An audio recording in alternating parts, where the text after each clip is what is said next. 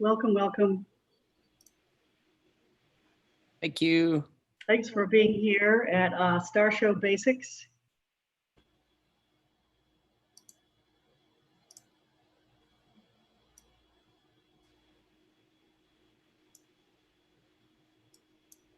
I am JT Town. Many of you know me. I'm over at Spitz Inc., as you may know. You might not know that I've been working in planetarium since my high school planetarium, and that was a long time ago. Today we're going to take a look at a typical sky tour. And so this session isn't so much about Starry Night software as it is how to convey information and your feelings about the sky to, I guess, a general audience. Most of my audiences have been and historically family audiences and some school groups.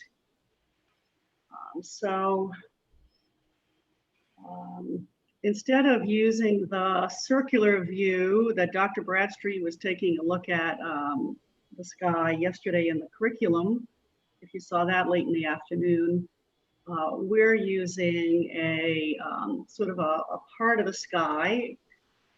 We'll look at one part of the sky and the horizon at a time. This is just one way to do it. I really prefer doing this kind of show in a planetarium, but since the pandemic has blocked me and many of you out of our planetariums, we've got to do what we got to do. The upside of this is that you could certainly, lots of people do this, present a sky tour like this online to your audiences. So yeah, so you got to take the good with the bad.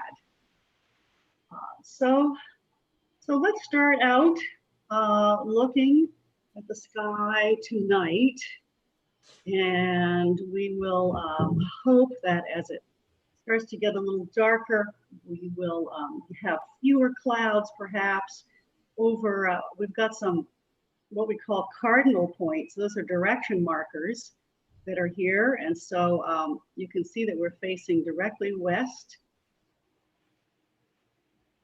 And we're going to let the sun set, and we've got some nice reddish colors happening now. And sometimes people like to use a little bit of dramatic music or cricket sound effects or something, but we're going to just listen to me maybe for that's fine.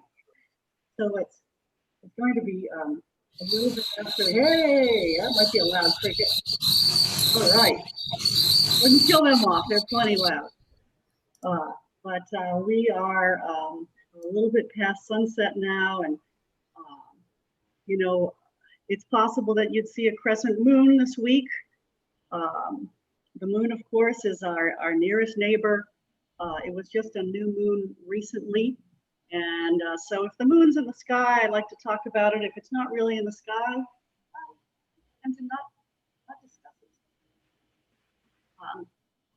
So maybe we'll take a look around. We'll slide over to maybe look at the southern part of our sky next and see what we can see starting out there. There's a couple of bright things that I think everyone will be able to pick out at around 10, 10:30, even 11 o'clock.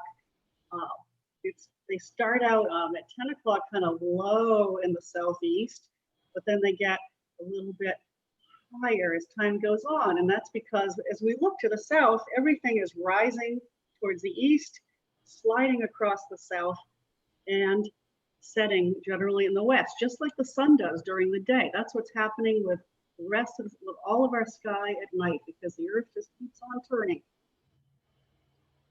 So tonight, as I look over in this direction, I can't help but notice something that's not really twinkling, and it looks like the brightest star.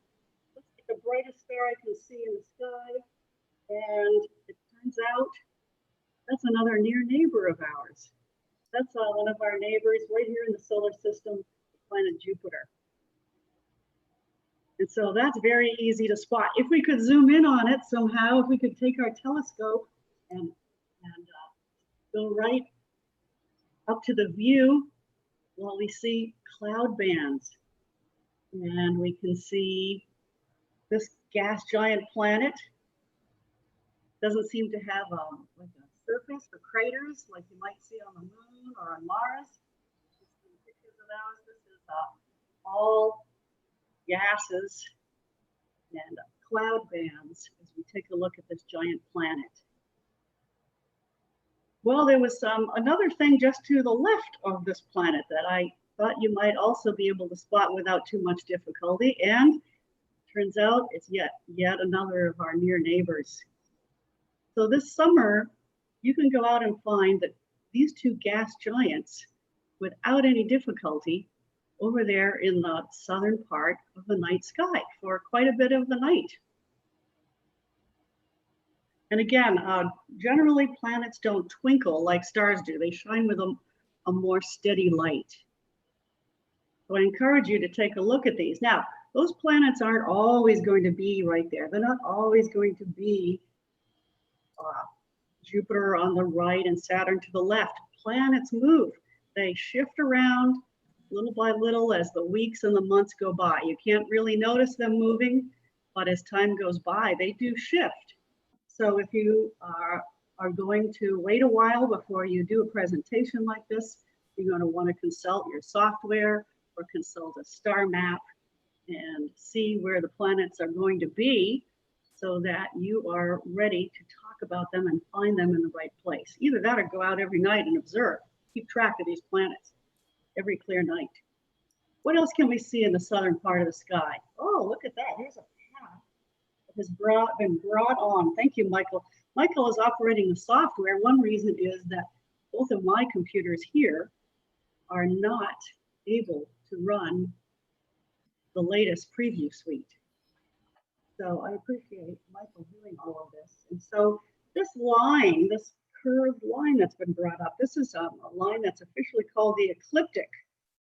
And the ecliptic is like the path of the sun. You can also think of this as the plane of our solar system. As we look out towards that line, we're looking out across the solar system where all the planets are. And so the moon and the sun and the planets are generally found along this line in the sky. So in the summer, this path is down here low in the south, and that's where we have already taken a look at Jupiter and Saturn. And in the winter, this ecliptic path is much higher up, high in the sky. And that's where you'd look along that line for planets in the winter, planets, sun, and moon. So that's interesting. Well, if we take that away again, I'm going to take a look and see, I see a star that is drawing my eye though. This one would probably be twinkling if we could see it in the night sky, but it definitely seems to have a bit of reddish color to it. Does everyone notice that? It's a reddish colored star.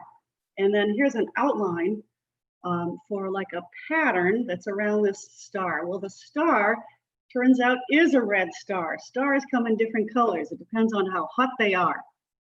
So that star there is a red giant star that we can see in the summer sky. And it's part of a group here, a constellation. So a long time ago, people of all different cultures all over the world would look at the sky. They were so interested, they wanted to tell stories. They wanted to be able to remember where things were in the sky. So they all cultures came up with their own patterns and stories and creatures and people up in the sky so that they could tell stories and remember them from generation to generation. Well, these days we have an official set of constellations. There's a question that's come up in the chat. How do we get the pointer arrows to pop up? Well, Michael was kind enough to set up for me a thing called view options here in my Zoom, which I had never seen before. And in view options, I have an arrow that I can bring on, and then I can clear. So we'll see. And that label says Institute because it's the first part of my name on my Zoom here. So I would probably prefer that it say JT, but it's just the first half of my name as I have it labeled here. And that's why that arrow says Institute, because if it were a longer arrow, it would say Institute JT Town. All right.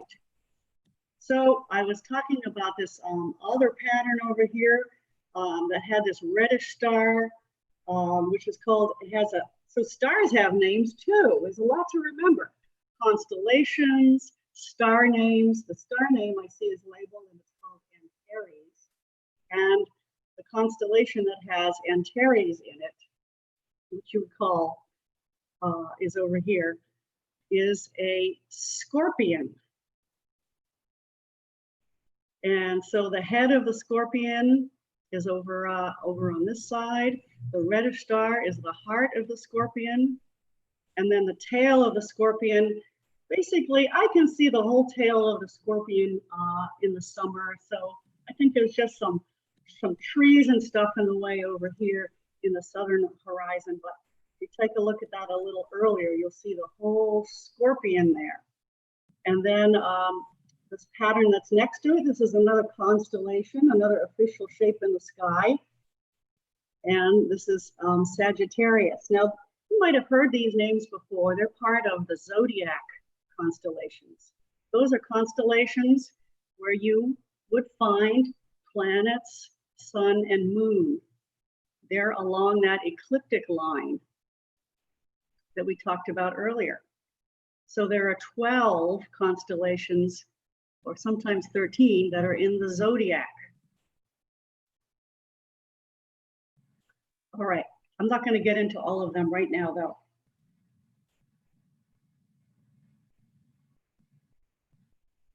I think that we should take a look and see what we can see more like overhead, if that's possible.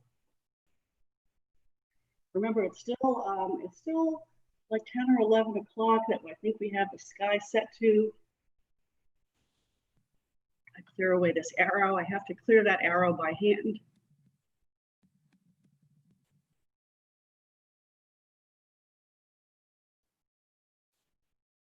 And so then if we set our gaze and we look like right overhead, I can sort of see, oh, I think I see 2 of the 3 stars that I wanted to point out. And I think the third one is maybe here.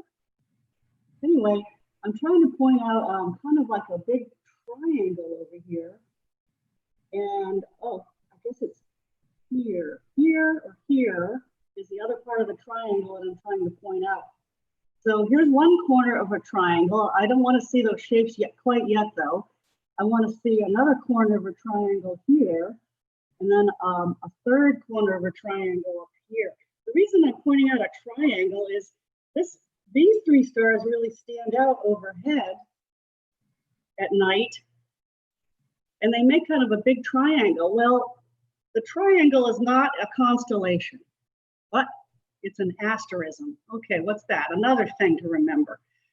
There are these well-known groupings in the sky, and they're not official constellations, but sometimes they're pieces of constellations, but they're basically things that stand out really well in the sky. And so here are a few asterisms. And you can see now the big triangle that I was pointing out. That's called the summer triangle. You'll see it all the way into the fall, but this time of year it's right up overhead. So if you go out 10, 11, 12 o'clock, you can't miss this triangle of 3 stars, this asterism of the summer triangle. But each of those stars belongs to a separate constellation. So one here is, this one's called Vega, and it's part of a little harp. And the harp has strings that are going along, like right in through here are the strings of the harp. You know, some constellations look more like what they're supposed to than others. It's kind of like the Ben Franklin Bridge in Philadelphia. Doesn't look exactly like Ben Franklin, right? Named in honor of Ben. Well, sometimes the constellations were named in honor of animals and things, and there's a lot of them in the southern hemisphere that we don't see that often, like Telescopium and the Furnace and this big giant ship that's in the southern hemisphere sky. A lot of those were named in honor of technologies that were popular when the naming of those constellations were happening. And then anyway, this part of the triangle, this star here is called Altair, and that's part of a bird, Aquila the eagle, that's down here. That's the official constellation. And then the third corner of the triangle is a star called Deneb, and that's part of another bird, Cygnus the swan. Well, this is interesting because now there's sort of another asterism that I could show you here, because the Cygnus the swan, you can see the head of the bird and the wings of the bird here. But if we were to take away those outlines, some part of this looks like kind of like a cross. So like this would be the horizontal part of like a cross, and then this would be the vertical part of a cross. And so that bird, part of it anyway, like maybe with shorter clipped wings, this is known as the Northern Cross. So that's yet another asterism that you can go out and see and tell people about and share. So like I said, there's whole constellations, there's pieces. There's also another way of measuring, sort of keeping track of the sky. There's an organization called the IAU. They're the International Astronomical Union, and they have made this very intricate map of the sky so that you could see where the real boundaries of these constellations are. So like if we go back here and look at Cygnus the Swan, this Northern Cross, well, here's a whole bunch of real estate over here that I wasn't even going to point out to you. Well, that's part of the bird, that's part of that constellation too. All this other area over here. And so this is how you would really divide up the sky in an official way, is with these IAU boundaries. But I digress. We're not going to be able to see those boundaries in the sky. You have to have maps and software for that.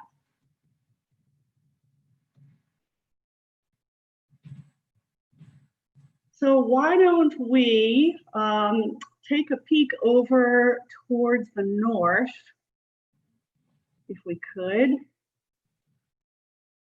Still, we're gonna shift ourselves, but we're gonna still have the same time of night that we were looking.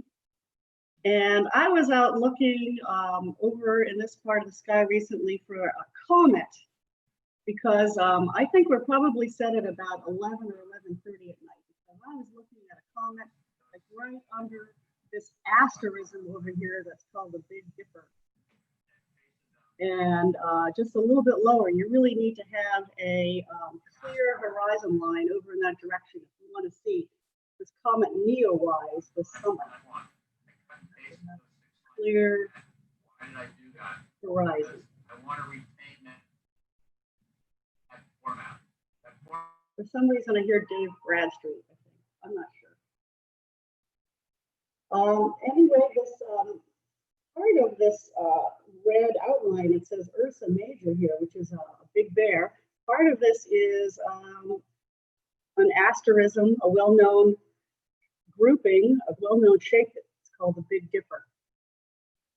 And as Dr. Bradstreet covered the other day, it's useful to know it because you can use two of the stars here. They're called the pointer stars. And if I could turn my arrow, which I cannot, I would point my arrow in this direction. I would point the arrow upward and have it lead you right to the star here, Polaris. Interesting, if we let a little bit of time go by slowly tonight, we'll notice that stars are wheeling around.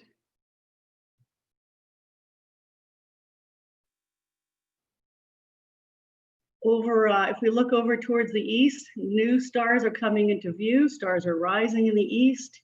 If we glance over to the west, just like the sun does during the day, stars are setting over there in the western sky. So as the night goes by, we're going to start to see more stuff coming into view. I see some interesting stuff that we might want to talk about right here in the east, where Michael has thankfully lined us up. And there's a little V of stars here, and it's the head of Taurus the bull. Well, his head is sideways. So the nose of the bull is right about there. And then the eye of the bull is this, look at that, another reddish star, and it has a name, Aldebaran. And the other eye of the bull is like right over on the other side of his head, is like right here, and his horns extend up, so his horns are coming up towards that star, and his other horn is coming up towards that star. So we've got a head and horns of a bull here, a bull that's up in the sky, Taurus the bull. Oh, you're losing my audio. I'm not sure why, but thank you for mentioning it. I will have to lean in and enunciate. There's something else here, though, that we can see later at night, and it looks like it's in the horn of the bull. I might be ranging too far from my mic. Yeah, maybe, except I haven't moved. Tell me if it gets worse. Anyway, this is not what I thought it was. I guess we're over in the morning sky now. So yeah, okay. I was thinking I was going to talk about one other planet before we got into this morning jazz over here. So I wanted to talk about another near neighbor that you can see almost the whole night, and it's actually right here.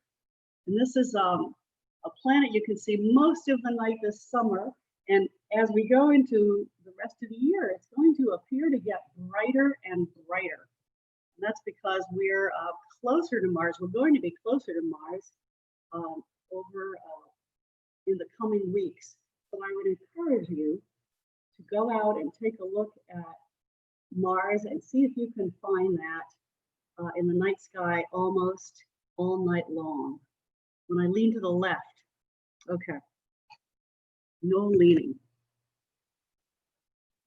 Okay, so we have let quite a few hours go by, it turns out, while we were looking at the sky wheeling around.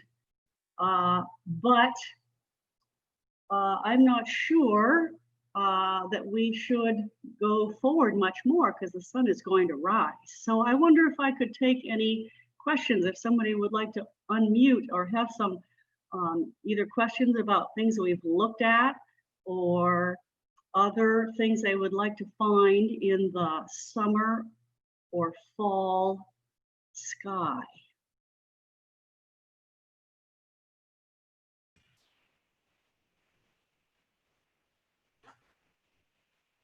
Nobody has any questions. All right. Well, let's see. We could go ahead and take a look overhead now early in the morning and see about some of these fall and winter constellations and asterisms that we'd see. So this time of year, if you want to see fall and winter stuff, you get up before sunrise. And then as we get into fall and winter, you'll see these same things in the night sky. So if we go ahead and look a little more to the east, face a little bit more to the east, we'll turn in that direction and look a little bit higher up. That would be awesome.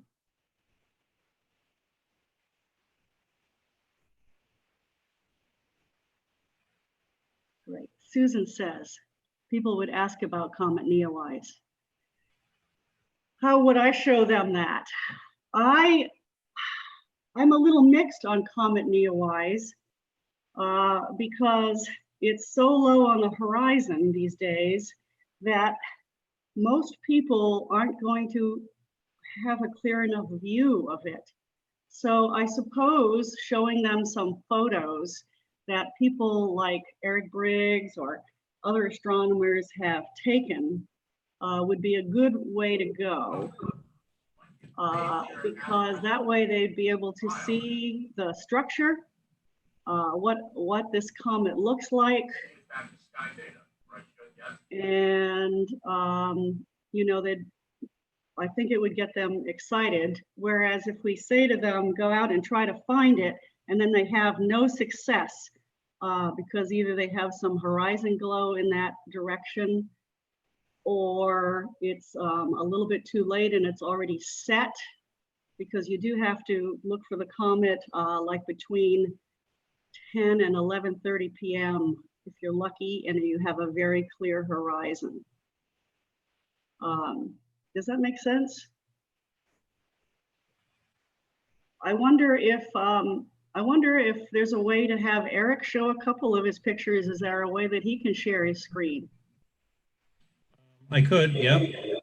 Awesome. I've loaded Comet Neowise into my preview suite.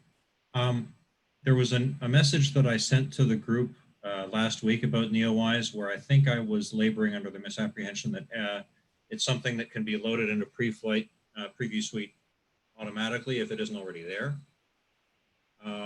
But I think I was wrong. And if you want to add the Comet to your preview suite, you need to actually add it in. And I was going to send out an email to the discussion group to cover that later today. I do happen to have it on my system though. So I'm just going to my system and start it. Yeah. I find that it's hard to hear Eric as well. Is there something generally that's going on with our audio today?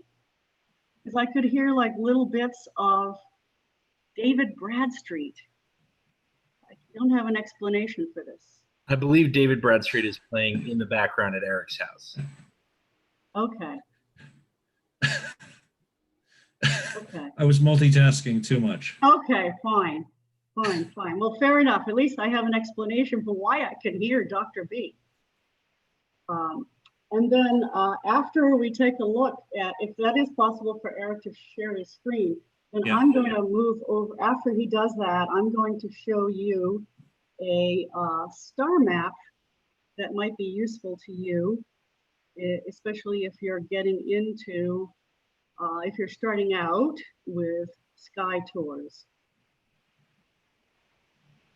Okay, I'm sharing my second screen.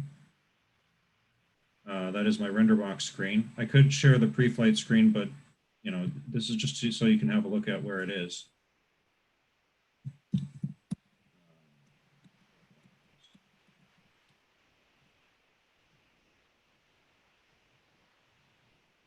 Those are some pretty high mountains to look past to see a comet, if you ask me.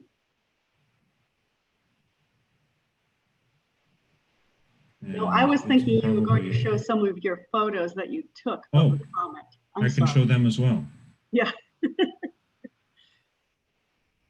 And that's the kind of thing that you could, you know, bring into your show, whether it's a slide on the planetarium or whether it's through Zoom to show some, you know, some.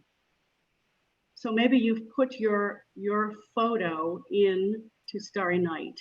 Is that what you've done?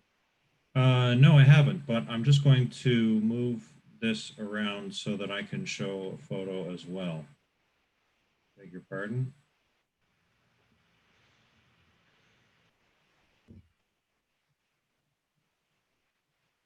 Okay. So that is where the comet is expected to be this evening. In the northwest, and I feel I should zoom back a little bit. Yeah, if you zoom back, then if you were in a if you were under a dark sky site, the comet's tail would actually be substantially longer than it is in Starry Night here.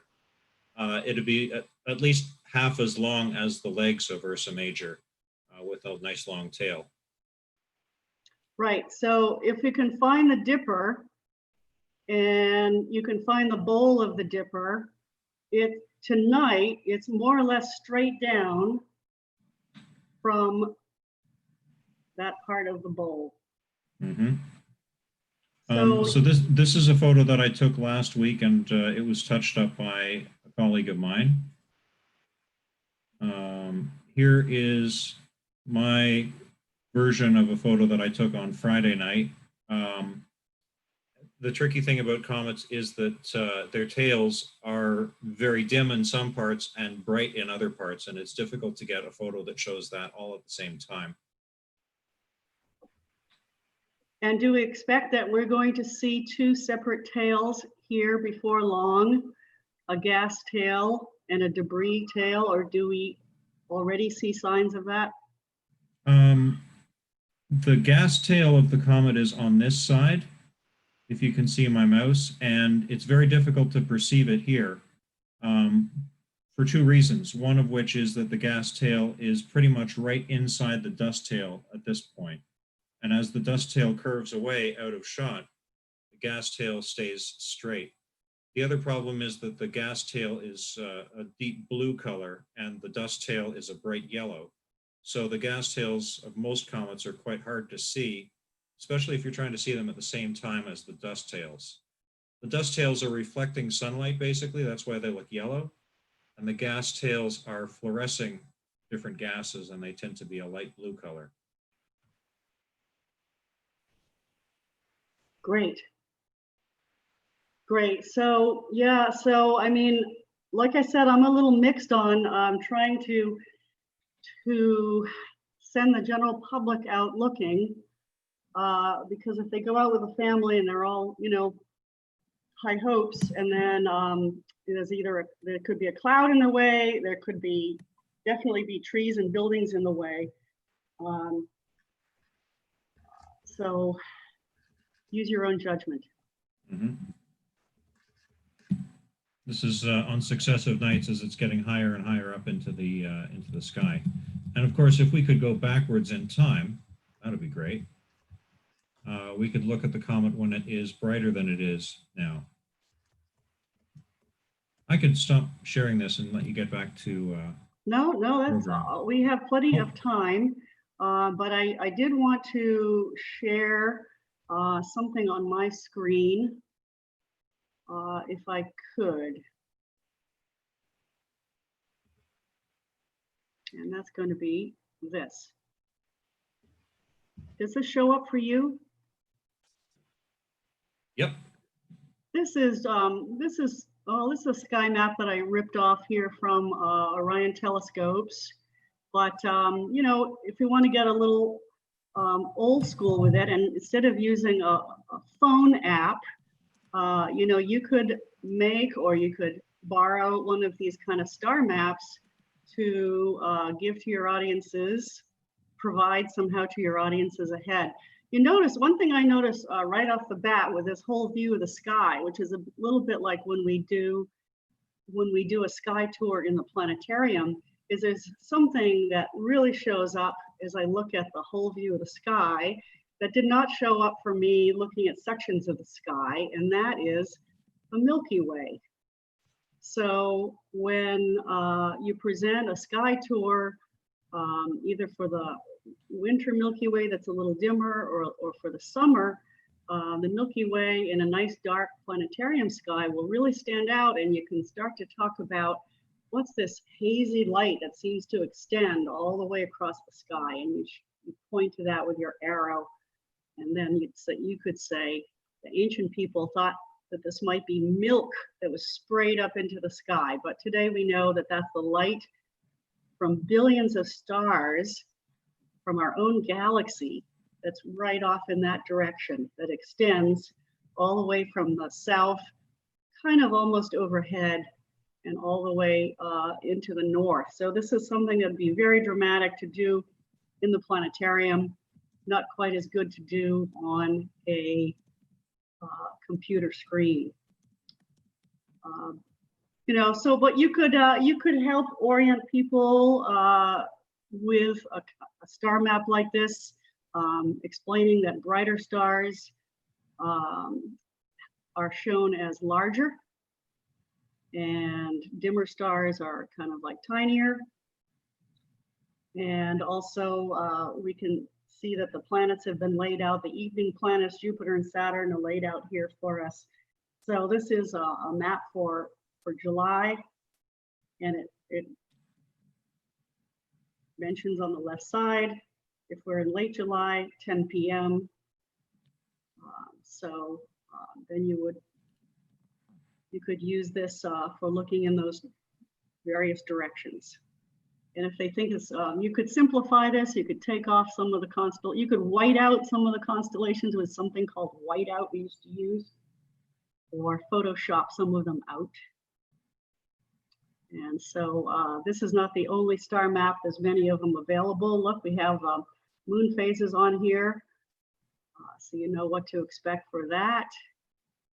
And then other little symbols of things that show up on a star map. People don't know this stuff, so you can help them. This is a pretty good map here. How's my audio? Do people have questions?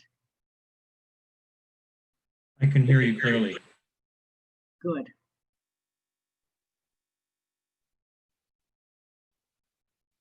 Good. All right, what else about, anything else about the night sky?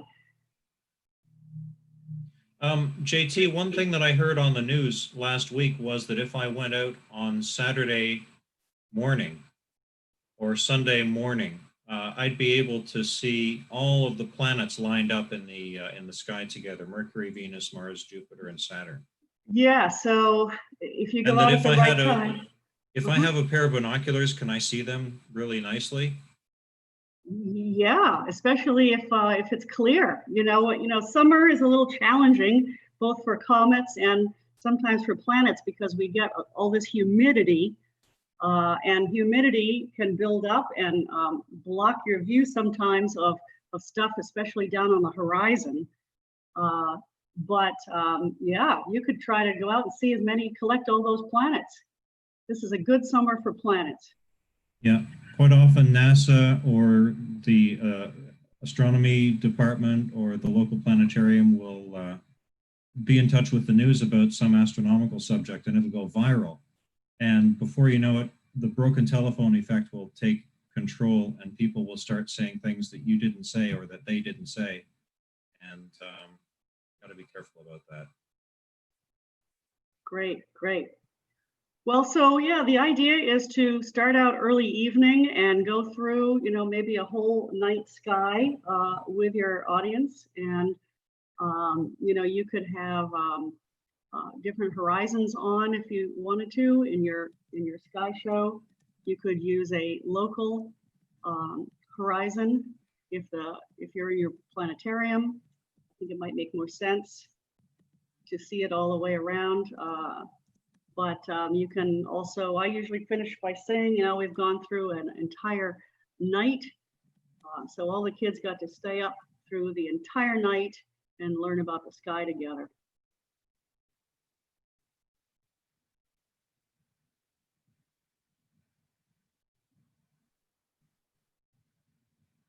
I'm just checking stuff in the chat that I wasn't able to see when I was pointing out things in the sky.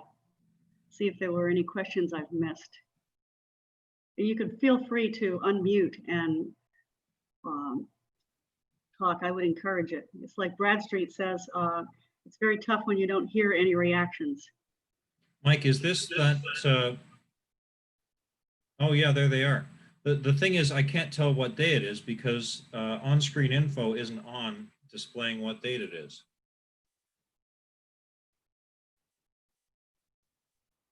So there they all are. It would have been July 15th when you could have seen all of the major solar system objects.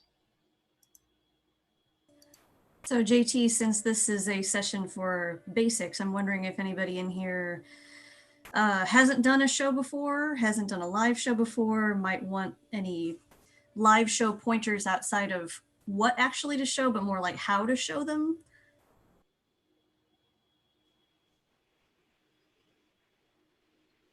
Yeah, out of curiosity, anybody in this particular room, have any of you never done a show before or only had a couple of shows under your belt? We don't have that many newbies here. I guess not. Okay. Uh-huh. I've never, no, this is my first experience. All right. And I haven't used the Spitz system, so I was wondering with SciTouch, how long does it take to be able to go through the show like you just did? Yeah, that's a great Like, question. take a long Using time. SciTouch for aspects of this. So who would be best to talk about SciTouch of doing all the things that we were, doing over the last 40 minutes? Yeah, I'll field that one. One of the nice things about the way SciTouch is designed, it's kind of dome aware. If the cursor is pointed anywhere in the active dome area, then it's going to interact with the visuals that you see on the dome. When SciTouch is pointed off the dome, when it's pointed at the wall or the floor, the software is aware that that's happened. And so we set it up so that whenever SciTouch is off the dome, it turns into kind of a remote control for ATM4. So one of the simplest things you can do is set all this up as an ATM4 script in the Bradstreet-like way, and then use SciTouch to advance your show. You can actually pause, you can call up specific scenes with SciTouch. So you could be walking around in the audience doing it that way. So my recommendation would be, rather than trying to do it all live with SciTouch by moving the elements around, to actually set up an ATM4 script. And then this process would be instantaneous. You just keep clicking your way through the show. What I did this year was I had a SciTouch and a laser pointer, so I didn't have to keep flipping back and forth between the features on the SciTouch. So I just kept the laser pointer to do some pointing out on the screen. The Yeah. features of SciTouch are emulated in Preview Suite, as you probably already know, that you can use your mouse on the RenderBox screen that we're simulating, which is odd because the SciTouch itself was an emulator to start with.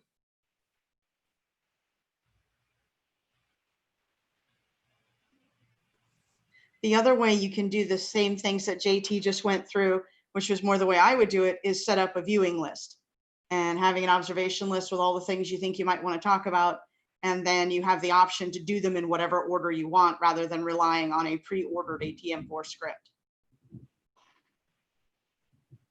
And Right. And I did where not would you- rely on a script. Mhm. how would you set that list up? I'm Mhm. sure we haven't gone over that yet for the new people. Kelly, do you want me to just jump in and take care of that? Or would you like me to share my screen? Either way, Absolutely. Yeah, If you've got that up, I will give you share. sure thing. So I was answering some questions while JT was talking, so I didn't see all of the things that she talked about. But let me go ahead and share my my pre-flight here. Okay. Hopefully you're seeing my pre-flight now. Yeah. Okay, cool. But so I know at one point she was talking about like the summer triangle. Okay. So if I was going to start setting up a list for what she was doing, I'm going to come up here. My third panel here on my pre-flight tends to be my whatever I need it to be right now panel. So I'm going to go ahead and just search for summer triangle. Okay. So I know I'm going to want to put the summer triangle in my list. Okay. So I'm going to go to my little hamburger here. And one of my options is add to observing list. And since I'm just starting this list, I'm going to make a new list. And I'm going to call it JT copy because I'm going to copy JT. Cool. Okay. So now where I made a list, but I don't see it anywhere. I'm going to come over here to my favorites window, my favorites pane. And one of the options that you can turn pretty much any window into, I think.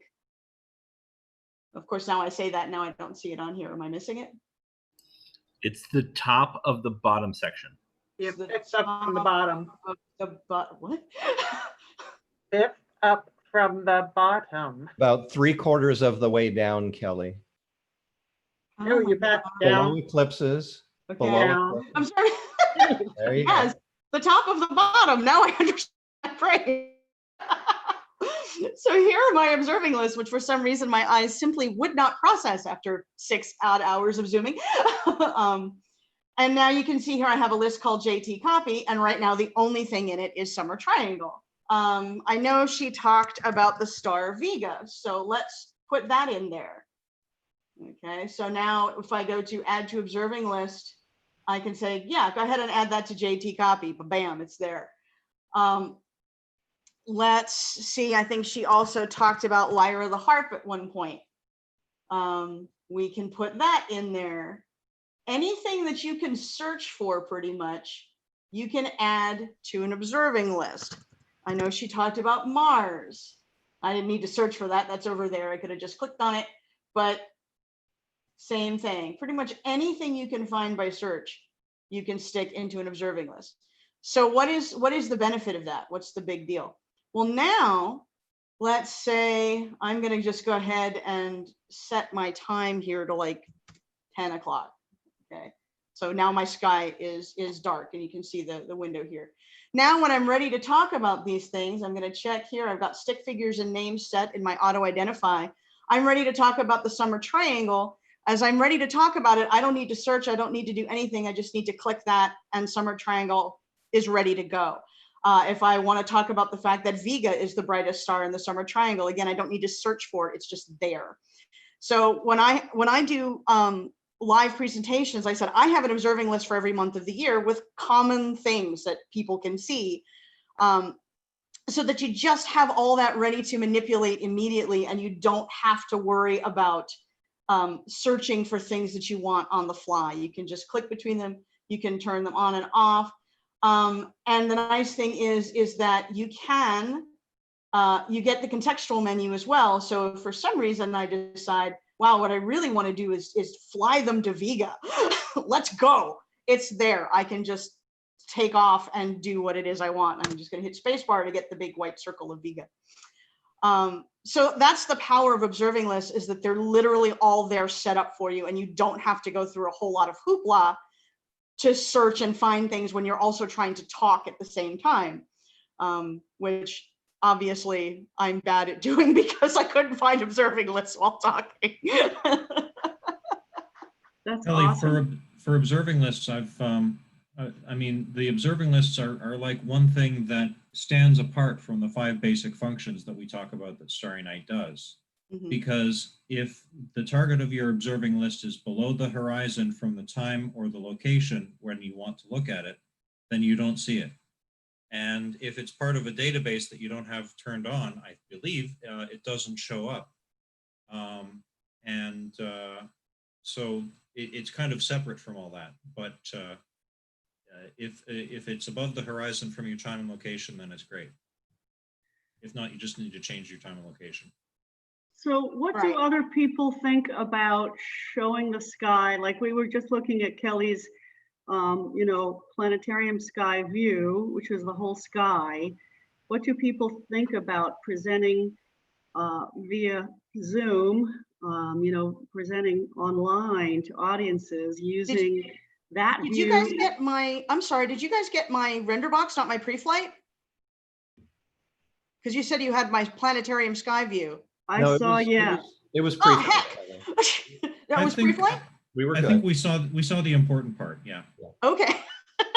Well, your points were definitely You said that and I made. went, ah. Yeah, your points were made. I just was, yeah, I'm still sort of, you know, coming to grips with the whole, you know, showing parts of the sky for computer presentations, as opposed to the whole round. What do other people think would make sense to, you know, non-experts that we present